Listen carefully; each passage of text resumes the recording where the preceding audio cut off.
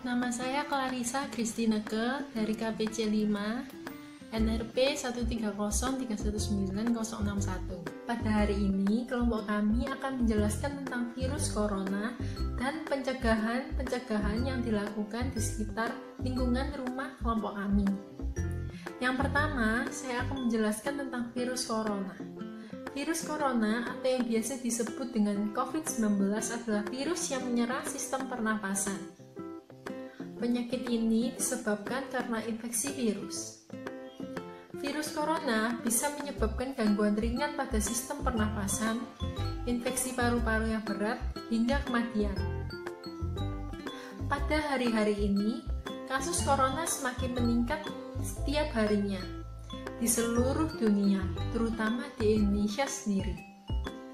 Indonesia sendiri sudah memiliki 275.000 kasus corona yang bertambah setiap harinya dan juga kasus kematian sebesar 9.900. Pada saat ini, saya juga akan menjelaskan tentang beberapa gejala bila Anda terjangkit virus corona. Yang pertama, biasanya merasakan tidak nyaman dan nyeri. Biasa juga terjadi diare, mata merah, sakit kepala, hilangnya indera perasa dan penciuman, ruam di kulit, dan perubahan warna pada jari tangan. Rata-rata, gejala-gejala tersebut muncul setelah 5-6 hari setelah terjangkit virus corona. Tetapi bisa juga 14 hari setelah terinfeksi. Bila terjadi gejala-gejala tersebut, dianjurkan untuk segera mencari bantuan medis dan menjaga jarak dengan orang lain, atau melakukan isolasi mandiri supaya tidak menyebarkan virus ke orang lain. Maka dari itu, kita sebagai masyarakat Indonesia juga harus ikut meringankan beban para medis dan pemerintah, supaya virus ini cepat berlalu dengan cara menjaga kebersihan lingkungan, menjaga kesehatan diri, dan tidak pergi keluar rumah jika tidak mendesak. Pada kesempatan kali ini, teman-teman saya akan melakukan wawancara serta mengajak kalian semua untuk melihat perubahan-perubahan apa yang terjadi di lingkungan sekitar rumah setelah terjadinya COVID-19 ini. Hai guys, kenalin nama aku Laurencia dari Fakultas Bisnis dan Ekonomika dengan NRP 130219153 dan teman-temanku. Saya Jessica dengan NRP 13021918. Nama aku Janet dengan NRP 130219914. Jadi guys, kali ini kita mau nunjukin kalian bagaimana kondisi protokol-protokol kesehatan yang diberlakukan di lingkungan tempat tinggal kami. Sebelumnya, perumahan kami ada di daerah Purimas. Jadi guys, yuk ikut kita untuk melihat-lihat bagaimana kondisi protokol kali ini. Wih.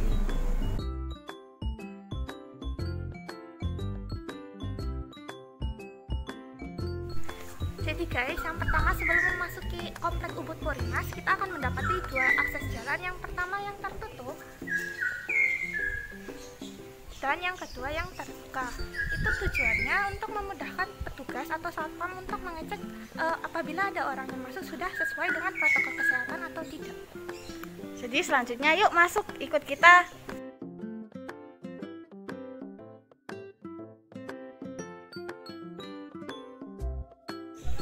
Jadi setelah kita memasuki komplek ini, hal yang pertama kita lihat pastinya ada penyemprot disinfektan untuk kendaraan sebelum mereka keluar atau masuk.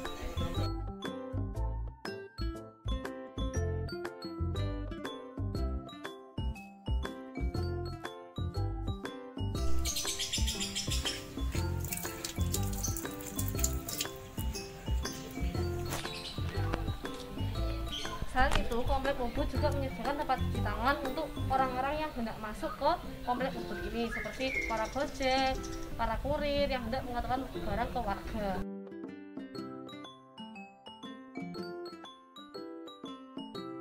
Berikutnya ada banner yang disediakan untuk warga agar tetap mengingat dan mematuhi protokol-protokol kesehatan yang diberlakukan di lingkungan sekitar. Selanjutnya, ini cara-caranya untuk mengikuti protokol-protokol kesehatan yang akan dijelaskan oleh Jessica dan Janet. Nah, yang pertama ada makan dengan gizi yang Terus jangan lupa untuk rajin olahraga dan istirahat yang cukup, cuci tangan dengan sabun, lalu jaga kebersihan lingkungan dan tidak merokok. Lalu berikutnya kita juga harus menggunakan masker ya guys. Lalu minum air minimal 8 gelas sehari. Lalu berikutnya kita juga harus makan makanan yang dimasak. Dan juga apabila kita merasakan gejala, segera menghubungi rumah sakit terdekat. Dan jangan lupa untuk selalu berdoa. Ingat ya guys, tetap pakai masker dan cuci tangan.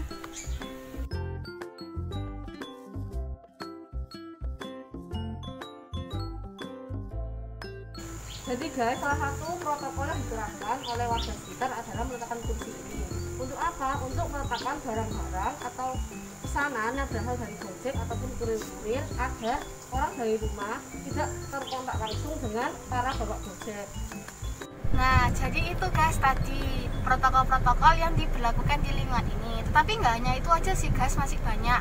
Contohnya ada banner-banner atau poster yang disediakan sendiri oleh warga sekitar yang berisi tentang cara-cara mengatasi COVID. Selain itu juga ada truk disinfektan yang digunakan untuk menyemprot rumah-rumah warga sekitar agar tetap terbebas dari COVID-19. Nah, sekarang mari kita dengarkan tanggapan atau penjelasan dari Bapak RT mengenai bagaimana sih protokol-protokol yang diterapkan di lingkungan sekitar sini. Yuk! Pak, saya Rika dari mahasiswa Ubaya. Pada hari ini saya mau mewawancarai Bapak tentang protokol COVID di perumahan ini. Oke, selamat siang juga Adik Rika. Monggo kalau mau bertanya terkait dengan pencegahan dan penanganan COVID di lingkungan perumahan kami. Monggo silakan. Yang pertama, bagaimana cara pencegahan COVID yang telah diterapkan di daerah sekitar rumah Bapak? Oke, terkait dengan pertanyaan pertama, beberapa penanganan pencegahan, lebih tepatnya di lingkungan perumahan kami.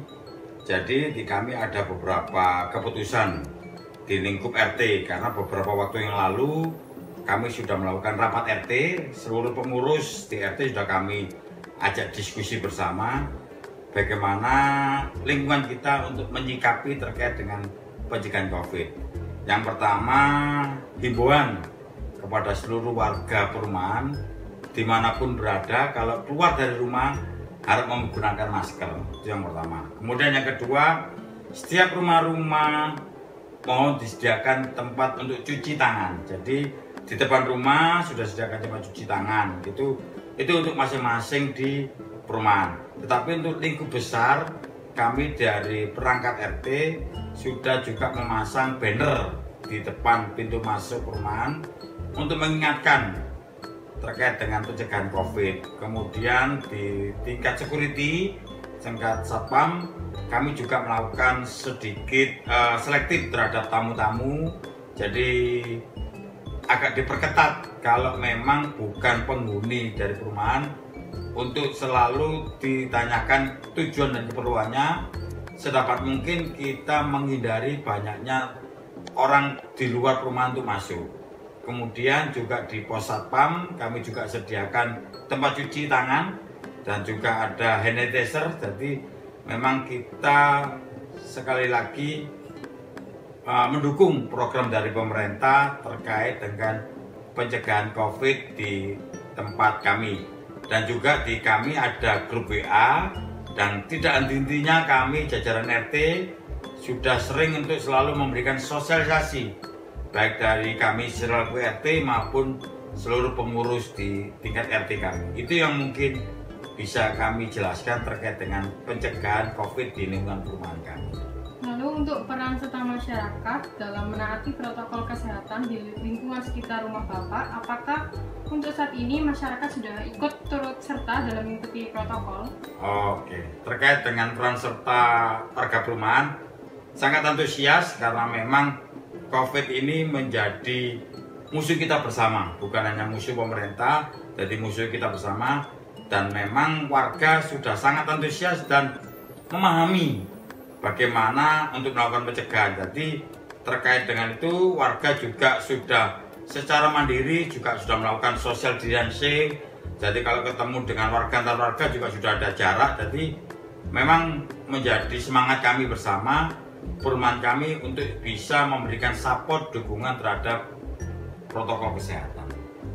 Lalu, tindakan yang dilakukan Bapak jika ada masyarakat yang tidak mau menaati protokol kesehatan yang sudah diterapkan? Oke, terkait tindakan memang kami ada beberapa tingkat. Tidak bisa serta-merta langsung memberikan teguran, tapi tingkat yang pertama kita memberikan semacam himbauan dulu. Jadi himbauan dulu, memberikan pengertian. Kalau memang dalam tingkat himbauan dan pengertian memang belum bisa, yang mungkin agak sedikit memberikan semacam kayak punishment, memberikan semacam suatu tindakan yang tujuannya supaya warga itu paham dan mengerti dan mematuhi terkait dengan protokol kesehatan. Lalu, apa yang dilakukan jika warga di perumahan ini terkena COVID-19? Yang dilakukan oleh kami, pengurus RT, terkait kalau ada warga kami yang sudah terpapar dengan COVID. Yang pertama, pastinya kita akan bekerja sama dengan Satgas di lingkungan desa, itu terkait dengan penanganan pasiennya, tetapi terkait dengan warganya, kami akan berbahu membantu untuk menjaga juga terkait dengan COVID tersebut. Artinya, warga saling bantu-membantu pertama mungkin terkait dengan kebutuhan makannya. Nah, mungkin akan dibantu oleh warga karena tentunya keluarganya akan terisolasi mandiri, tidak bisa keluar mana-mana. Jadi kami akan mencoba membuat suatu semacam kayak piket di tingkat RT kami untuk memberikan bantuan terkait dengan bahan makanan. Kemudian juga terkait dengan desinfektan. Itu juga di lingkungan RT seluruhnya juga harus kita kondisikan desinfektan karena itu bekerjasama dengan tingkat kelurahan. Kalau ada suatu yang sudah terpapar, tentunya juga lingkungan RT juga harus disterilkan. Kemudian ini terkait dengan dalam memberikan teknis memberikan bahan makanan, kami tidak langsung bisa bersentuhan dengan warga di dalam rumah. Kami akan ada suatu media untuk sebagai katakanlah transfer, mungkin ada meja di luar, kami akan naruh di situ, nanti warga yang rumah itu akan bisa mengambil. Jadi kita akan mencoba meminimalkan terjadi bersentuhan langsung, tetapi semangatnya RT warga juga akan membantu untuk sampai warganya juga bisa pulih kembali. Itu yang mungkin bisa kami lakukan jika ada di warga kami yang sudah terpapar terkait dengan COVID-19. Terakhir, bagaimana peran Bapak memberitahukan peraturan atau protokol tersebut kepada masyarakat agar pesan dapat disampaikan dengan baik? Oke, ya kebetulan aja di tingkat RT kami itu ada sarana WA Group. Jadi WA Group sini ada dua macam, satu untuk bapak-bapak, satu untuk ibu-ibu. Ya, yang tentunya yang memudahkan kita ya lewat media tersebut. Jadi di WA Group mungkin setiap hari intinya seperti yang sudah saya sampaikan di awal tadi, untuk memberikan sosialisasi dan selalu mengingatkan. Terus juga itu yang terkait dengan media. Yang kedua, mungkin pada saat berpapasan di jalan, intinya kami bukan hanya RT tapi seluruh pengurus juga bisa memberikan sosialisasi terkait dengan bagaimana kita menjaga protokol kesehatan. Security juga itu wajib, karena security sebagai garda di depan juga harus punya empati terkait dengan bagaimana menjaga terkait dengan protokol kesehatan. Itu mungkin yang bisa kami lakukan di tingkat RT terkait dengan peran untuk COVID tersebut. Terima kasih Bapak atas waktunya, sehat selalu. Terima kasih juga, sama-sama, selamat siang.